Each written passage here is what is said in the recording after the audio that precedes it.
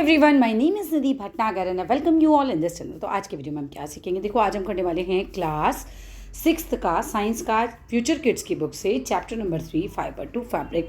All credit goes to writer as well as the publisher. तो चलो without delay अपनी video को शुरू करते हैं। The 3 basic needs of our life are food, clothing and shelter. देखो हमारी ज़िंदगी में 3 चीज़ें बहुत महत्वपूर्ण हैं। पहला है हमारा फूड यानी कि हमारा खाना, दूसरा है क्लोथिंग यानी कि हमारे कपड़े, और तीसरा है शेल्टर यानी कि जिससे हमारा घर होता है। ठीक है, without these needs survival is not possible. अगर पता है ये चीज़ें नहीं होंगी तो हम सर्वाइव नहीं कर सकते। ठीक है, इन तीनों चीज़ों के बिना हम नहीं रह सकते। We wear clothes to protect us from cold, rain, snow और extreme hot weather, insect bites. तो हम अपने शरीर को किस लिए कवर करते हैं कि भाई हम अपने आप को ठंड से बचा सकें, हम अपने आप को बारिश से बचा सकें, बर्फ़बारी यानी कि स्नो से बचा सकें, और एक्सट्रीम हॉट वेदर यानी बहुत ज़्यादा गर्मी से बचा सकें, प्लस इंसेक्ट बाइट से बचा सकें यानी कि कीड़े मकोड़े को काटने से। They develop our personality and make us look civilised. अब ऐसे नंगू पंगू घूमेंगे तो क्या सभ्य लगोगे आप? नहीं ना। सिविलाइज्ड कब लगते हो? जब आप अच्छे से कपड़े पहनते हो।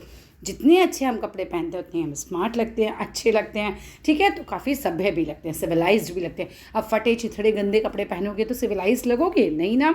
We wear different clothes according to seasons. हम कपड़े पहनते हैं अलग अलग प्रकार के, अलग अलग सीजन के according. People living in different parts of the world dress up according to their climate and culture. लोग जो होते हैं डिफरेंट पार्ट्स में रहते हैं संसार के, और ड्रेसअप होते हैं अकॉर्डिंग टू वहाँ का क्लाइमेट कैसा है, वहाँ का कल्चर कैसा है, उसके अकॉर्डिंग वो कपड़े पहनते हैं। इन ओल्डन डेज मतलब पुराने दिनों में, पीपल यूज्ड लीव्स। पहले लोग क्या करते थे? पत्तियों से अपना शरीर ढकते थे, बार्क यानी कि पेड़ की छाल से ढकते थे, एंड एनिमल स्किन यानी कि जानवरों की खाल से। इन तीनों चीज़ों को वो यूज़ करते थे टू कवर देमसेल्व्स, अपनी बॉडी को कवर करने के लिए। लेटर यानी कि बाद में humans learn to use natural fibres. फिर धीरे धीरे जो इंसान हैं उन्होंने नेचुरल फाइबर्स को यूज़ करना सीखा। नेचुरल फाइबर्स के एग्जाम्पल आएंगे, हम क्या क्या लिखेंगे? कॉटन, वूल, सिल्क, ये एग्जाम्पल हम दे सकते हैं। अब क्या है, कंटिन्यू करते हैं। तो later humans learn to use natural fibres like cotton, wool and silk to weave their clothes. अपने कपड़ों को बुनने के लिए इनका यूज़ किया गया। Using spinning wheels and needles. और कैसे कपड़े बनाते थे? यूज़ करके स्पिनिंग व्हील्स को यूज़ करते थे और निडल सुइयों को यूज़ करते थे। It is only in the recent years, की तो बहुत ही मतलब रिसेंट ईयर्स में हुआ है, that fabrics are obtain from chemicals also. पहले केवल नेचुरल फाइबर्स थे, लेकिन अब क्या है, कुछ सालों पहले से हमें केमिकल फाइबर्स भी मिलने लगे, हम ऑब्टेन करने लगे, प्राप्त करने लगे, right. All kinds of clothes like shirt, trousers, sari, towel, bed sheets, जो बेड स्प्रेड्स होता है मतलब बेड शीट्स, ठीक है, रग्स, और ये सब जितने भी ये चीज़ें हैं ये किससे बनी हुई हैं? फाइबर से बनी हुई हैं। चलो ये क्या है एक्टिविटी, ये तो करने की चीज़ है तो आप कीजिएगा। चलिए आगे देखते हैं। Thus the various types of commonly used fabrics are. तो अलग अलग प्रकार के हम कह सकते हैं type of commonly use fabric कौन कौन से हैं भाई? कॉटन फैब्रिक्स हो गए, वुलन फैब्रिक्स हो गए, सिल्क फैब्रिक्स हो गए, सिंथेटिक फैब्रिक्स हो गए, तो ये सारे फैब्रिक्स हो गए। We wear cotton clothes in summer season. सबको पता है, क्लास 6 में आ गए अभी तो, 3rd 4th 5th ये सब में पढ़ाया जाता है। क्या पढ़ाया जाता है कि भाई हम कॉटन जो है वो गर्मियों में पहनते हैं क्योंकि हम बहुत कंफर्टेबल रहते हैं, उसमें हवा पास हो पाती है अच्छे से। वुलन क्लोथ्स इन विंटर पहनते हैं, ठीक है ना, ऊनी कपड़े हम विंटर सीजन में पहनते हैं। सिल्क एंड सिंथेटिक क्लोथ्स पहनते हैं one whether is neither hot not very cold, मतलब ओके टाइम में, है ना बहुत गर्मी हो ना बहुत ज़्यादा ठंड हो।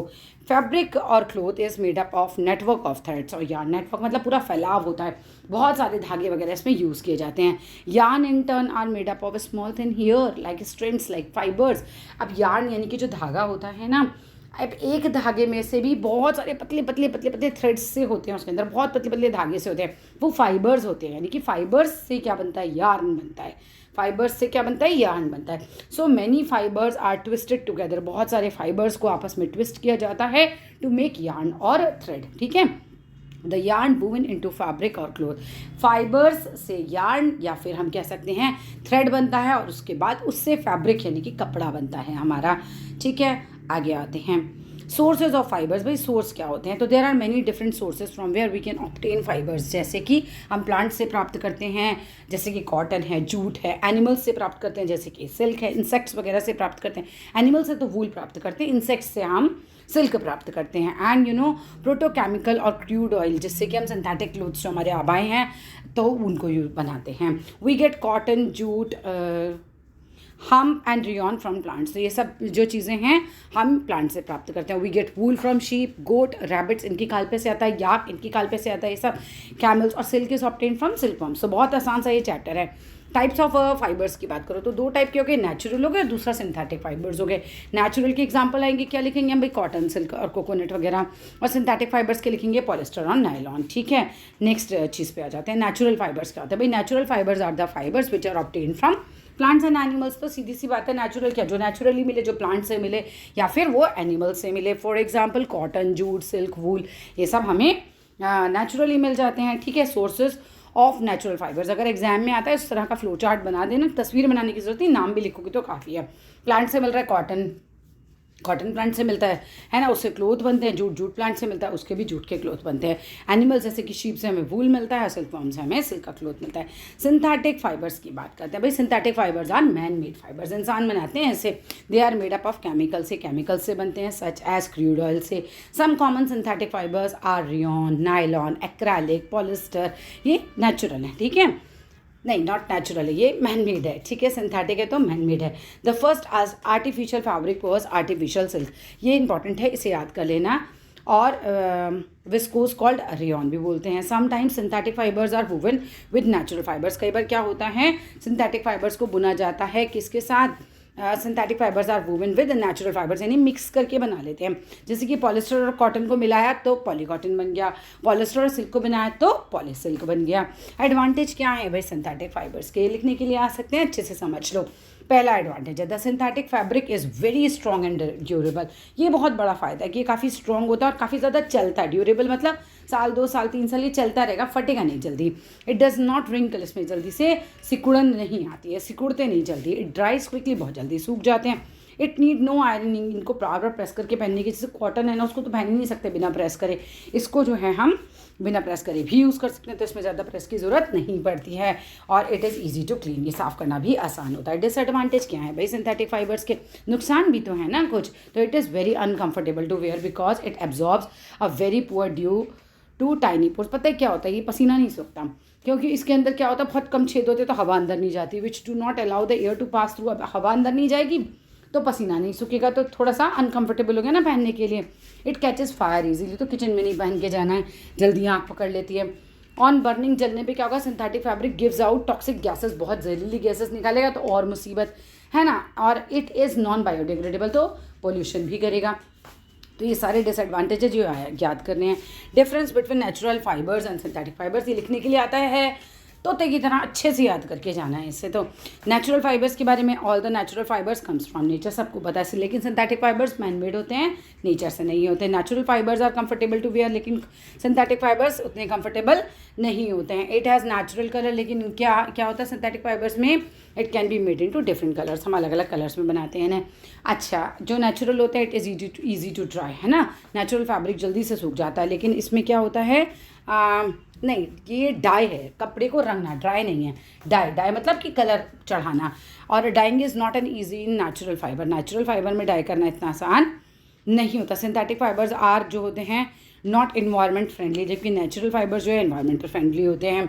ड्यूरेबल कौन सा होता है भाई, नेचुरल फाइबर लेस ड्यूरेबल होते हैं, कम ड्यूरेबल होते हैं, जबकि सिंथेटिक फाइबर मोर ड्यूरेबल होते हैं।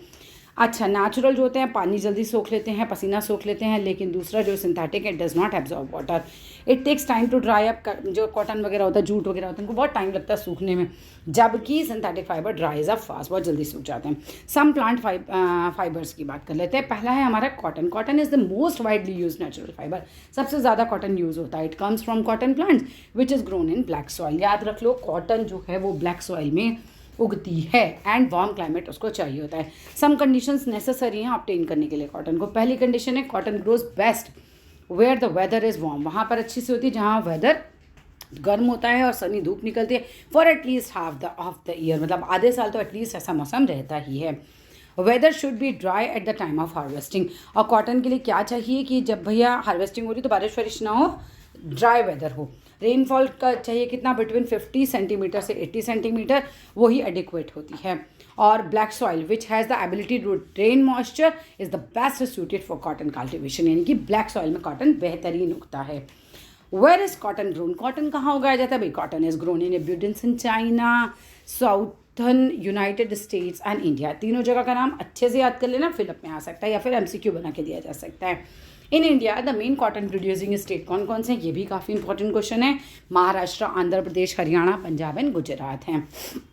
यूज़ करते हैं uses in addition to the textile industry cotton is used in making wisps of oil lamp। अच्छा, आप ऑयल लैम्प जलाते हैं वहाँ पे जहाँ पे जैसे लाइट वेट चली जाती है ना, तो वहाँ पे ऑयल लैम्प जलाते हैं, तो उसकी जो बत्ती हम बनाते हैं ना वो बनाते हैं।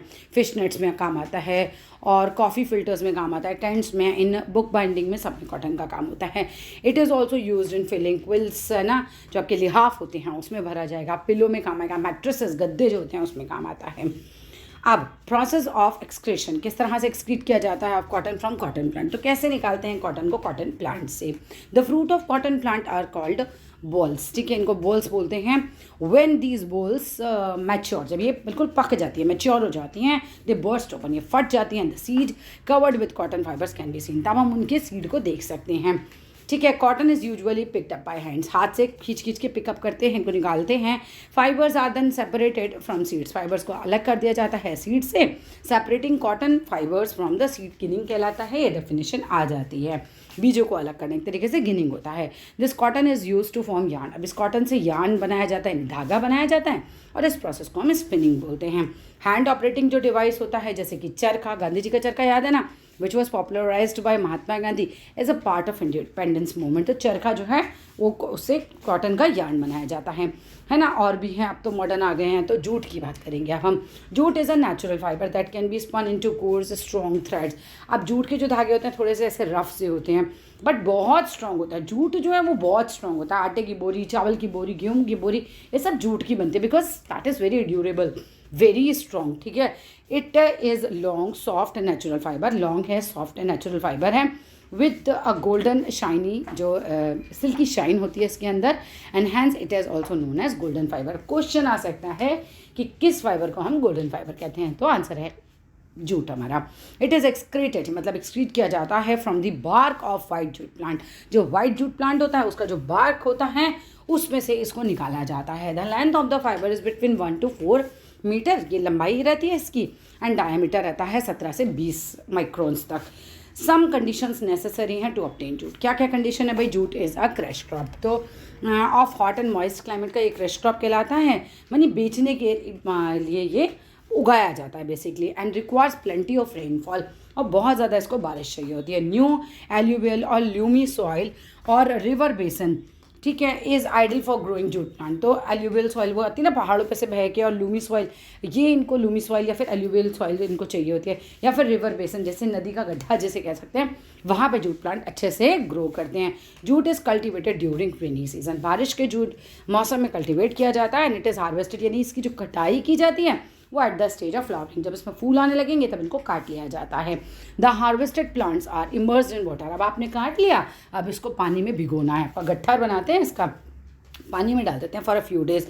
When the stems of jute plant gets rotten, जब ये सड़ने लगती हैं तो क्या होता है, इसको मतलब इस अलग अलग कर दिया जाता है, फिर इसके धागे को सेपरेट कर दिया जाता है बाय हैंड, ठीक है। When the stem of jute plants get rotten then the fibre is separated from the rotten bark, वो जो सड़ी हुई बार्क है उसमें से धागे खींच खींच के निकाले जाते हैं by hand. The process of excreting jute fibre from the rotten bark of the jute stem is known as retting, इसको रेटिंग का प्रोसेस कहते हैं। Later jute fibres are twisted together, बाद में आपस में ट्विस्ट किया जाता है, फिर यार्न बनाया जाता है। The process of making yarn out of jute fibre, उसको हम क्या बोलते हैं? स्पिनिंग बोलते हैं। डेफिनेशन है, याद कर लेना। Where is jute grown, jute कहाँ उगाया जाता है? India is the world's largest producer of raw jute, India तो भैया सबसे बड़ा लार्जेस्ट प्रोड्यूसर है रॉ जूट का एंड जूट प्रोडक्ट्स का। And other countries which produce jute are Bangladesh हो गए, थाईलैंड हो गए, नेपाल हो गए, चाइना हो गए। In India almost all the jute is produced in the states, West Bengal है, बिहार है, आसाम है, उड़ीसा है, मेघालय यहाँ होता है। यूजेस की बात करें तो jute is a strong fibre use in making course cloth, जैसे कि गनी बैग्स हो गए, हमारा सैक्स बोरे हो गए, कारपेट कालीन वगैरह हो गए, हैसन क्लोथ्स हो गए, बैग्स हो गए, कर्टेन्स हो गए, इनको बनाने के लिए यूज़ होता है। और very fine threads of jute fibres can be made into imitation silk. अब आते हैं आगे इन्वायरमेंटल बेनिफिट्स। अब इन्वायरमेंट के बेनिफिट क्या है कि डिग्रेडेबल है, बायोडिग्रेडेबल है, राइट। तो जूट फाइबर्स आर 100% बायोडिग्रेडेबल, यानी कि पोल्यूशन नहीं करेगा, एंड रिसाइकलेबल, तो रिसाइकल भी हो सकता है, एंड दस इन्वायरमेंट फ्रेंडली है ये।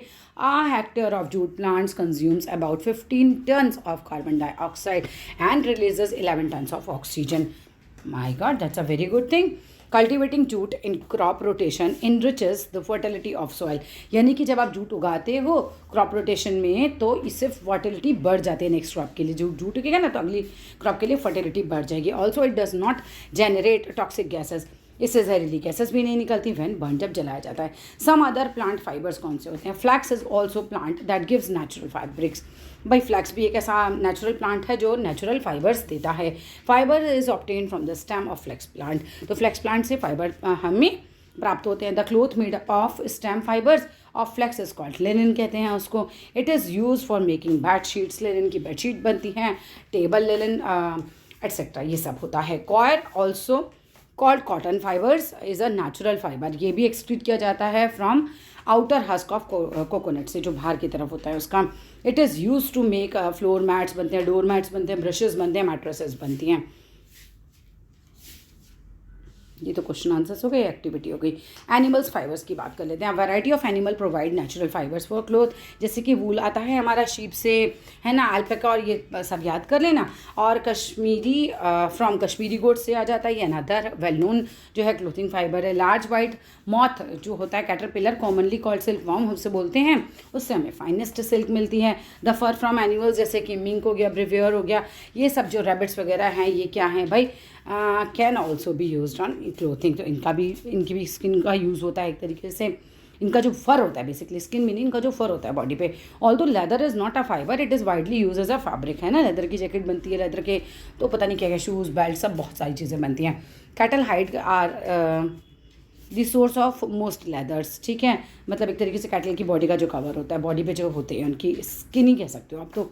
But the hides of pigs are also extensively use होने लगी है सॉफ्ट लेदर गुड्स में अब। The two important animal fibres that are use for clothing are wool and silk. Wool की बात करो तो there are several hundreds breeds of sheep, बहुत प्रकार की शीप होती हैं ऑल ओवर द वर्ल्ड। और once a year sheep have their fleece cuts off और शेयर्ड, मतलब उनकी बॉडी पे से ऐसे कवर, देखो ये जैसे पिक्चर में है ना, ऐसा निकाल लिया जाता है। Wool cloth is spun from yarn, wool cloth जो है स्पन किया जाता है यार्न से, एंड मेड फ्रॉम फाइबर, जो कि फाइबर से बना था of thick fleece of sheep के। It comes in shades of black, white और ब्राउन। प्रोसेसिंग ऑफ वूल क्या है, ये इंपॉर्टेंट है। It involves the following steps. पहला शेयरिंग, यानी कि इनकी बॉडी पे से क्या किया जाएगा, इसको निकाला जाएगा स्किन को। फिर क्या है, ग्रेडिंग, यानी कि स्प्रेड करना, नहीं, सेपरेटेड फ्लीस फ्रॉम डैमेज्ड वूल, तो उसको अलग अलग करना। और फिर कार्डिंग क्या होता है, after the wool has been wash, उसको सुखाया जाता है, and it pass to other rollers that have teeth, तो फिर वो इसको एक साथ करके धागे से बनाएंगे, ठीक है। और फिर स्पिनिंग का आ गया, तो fibres are gathered together and drawn into long ropes, उसकी लंबी लंबी रस्सियाँ सी बनाई जाती हैं, and then twisted to make yarn, twist किया जाता है यार्न बनाने के लिए। The yarn obtained is either weaved into fabric or retain for knitting, ठीक है। नेक्स्ट आते हैं सिल्क की बात करते हैं भाई। Silk was first developed in China, very important question from this chapter. About 5000 years ago it became a popular luxury fibre है because of its lustre and texture, काफ़ी पॉपुलर है। Silk thread is obtained from the saliva of silk worm, थूक जो होता है ना silk form का, उससे बनता है ये। It's larva feeds on the leaves of mulberry trees, जो लार्वा होता है वो खाता है मलबरी ट्रीज को। एज इट ग्रोज, जब ये बड़ा होता है into adult, the caterpillar spin कर लेता है कुकून अराउंड इटसेल्फ, अपनी ही बॉडी के अराउंड कुकून बना लेता है और चेंज कर लेता है फिर into pupa, changes into pupa. At this stage the cocoon is boiled in warm water, फिर इनको गर्म पानी में इनको डाल दिया जाता है। दैट इज़ क्वाइट, मतलब बहुत ही गंदा चीज़ है, क्या है मतलब गर्म पानी में एकदम डाल देना ऐसे किसी को, ठीक है। दस kills the pupa and लूजन the cocoon, अब प्यूपा तो अंदर जो था वो मर गया और कुकून जो था मतलब एक तरीके से वो लूज हो जाता है। Then it becomes easy to spread separate the silk strands which is spun into reel, फिर इनको रील बना ली जाती है धागे को निकाल के। The process of raising silk forms is called sericulture, एक तरीके से इनको पालना, है ना, वो सेरिकल्चर कहलाता है। About 5500 worms are required to produce 1 kilogram of raw silk, इसीलिए सिल्क इतना महंगा होता है। The raw silk is then treated, produced and woven into silk fabric, फिर इसको सिल्क फैब्रिक बना लिया जाता है। You will observe that spinning convert fabrics into threads yarn, तो स्पिनिंग से क्या हो रहा है, कन्वर्ट करते हैं फैब्रिक्स को into thread या फिर फाइबर्स को, एक तरीके नॉट फैब्रिक, फाइबर्स को थ्रेड या यार्न में। The process of making yarn from fibres is called spinning. ये डेफिनेशन इंपॉर्टेंट है, याद करके जाना। In this process fibres from a cotton wool are drawn out and twisted. By this fibres come together to form a yarn. After spinning yarns are use for making fabrics. ठीक है, spinning के बाद जो yarn बना, धागा बना, उससे fabric बनाया जाएगा। डिवाइसेस कौन कौन से यूज़ होते हैं? एक तो हैंड स्पिंडल हो गया जिसे टकली बोलते हैं, स्पिनिंग व्हील हो गया जिसे चरखा बोलते हैं, स्पिनिंग मशीन हो गई, ये यूज़ होती है लार्ज स्केल प्रोडक्शन के लिए। महात्मा गांधी ने पॉपुलराइज किया था the use of charkha as a part of independence movement. उन्होंने कहा था खादी पहनो, अपने देश का पहनो, ठीक है।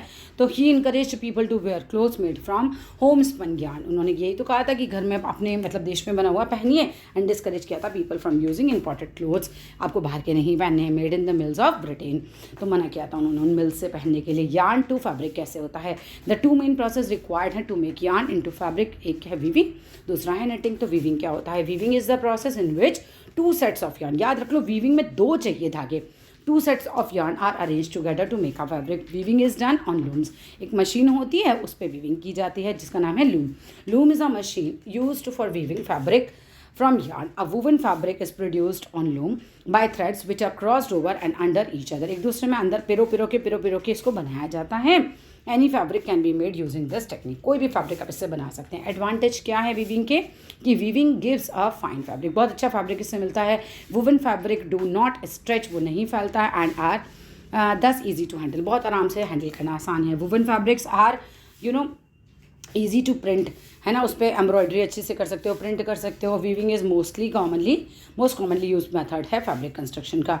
ठीक है, नेक्स्ट आ जाते हैं निटिंग का होता है। Knitting is one of the several ways to turn threads or yarn into cloth. मतलब इससे भी क्या है कि आप ऐसे टर्न करते रहते हो धागे को, जैसे दादी माँ स्वेटर बुनती है ना, बस वैसे ही कि आप उससे अलग अलग प्रकार का कपड़ा फैब्रिक वगैरह बना लेते हो। निटिंग इज़ डन इधर बाय हैंड और मशीन, दोनों से हो सकती है।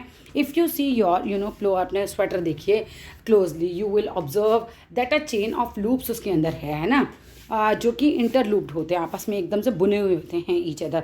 सो knitting is the process of formation of loops. इस तरह से लूप्स बनाए जाते हैं। And drawing a new loop through those made previously. अब गारमेंट जैसे कि वेस्ट हो गए, हमारा बनियान जिसे बोलते हैं, ग्लव्स हो गए, कैप्स हो गए, स्वेटर्स हो गए, सॉक्स, मफलर, शॉल्स, ये सब जो है निटिंग से बन जाते हैं। एडवांटेज क्या है इसका? भाई निटेड फैब्रिक्स के काफ़ी कंफर्टेबल टू वेयर होते हैं, गर्मी देते हैं, वार्म देते हैं, हैव एग्जैक्ट फिटिंग होती है, स्ट्रेचेबल होते हैं और डो नॉट रिंकल से करते नहीं हैं। हिस्ट्री ऑफ क्लोथिंग मटेरियल क्या है भाई? हैव यू एवर थॉट, कभी तुमने सोचा है what early man use for clothing? Early man क्या यूज़ करता था क्लोथिंग के लिए? स्टडीज़ शो करती हैं that they use to cover their body by leaves and bark, है ना, पत्तियों से या बाग पेड़ की छाल से अपनी बॉडी को ढक लेते थे।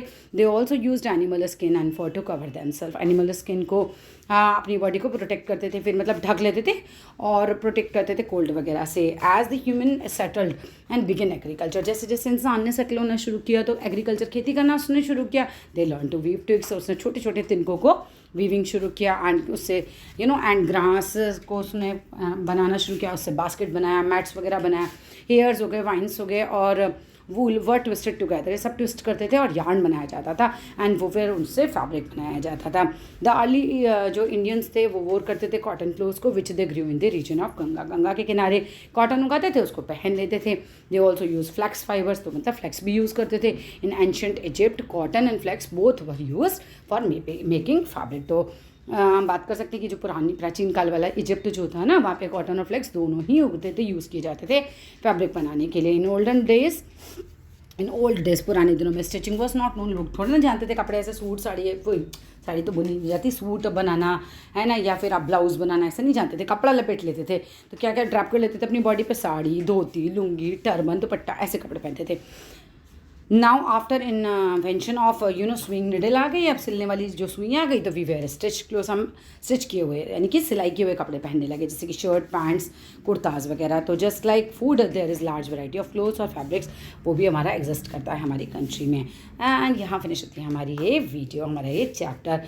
सो वीडियो कैसा लगा ज़रूर बताइएगा। अगर अच्छा लगे तो ज़रूर लाइक कीजिएगा, शेयर कीजिएगा, चैनल को सब्सक्राइब कीजिएगा और कमेंट बॉक्स में बताइएगा अगर कोई प्रॉब्लम होती है तो। फाइबर टू फैब्रिक चैप्टर है हमारा फ्यूचर किड्स से। Thank you.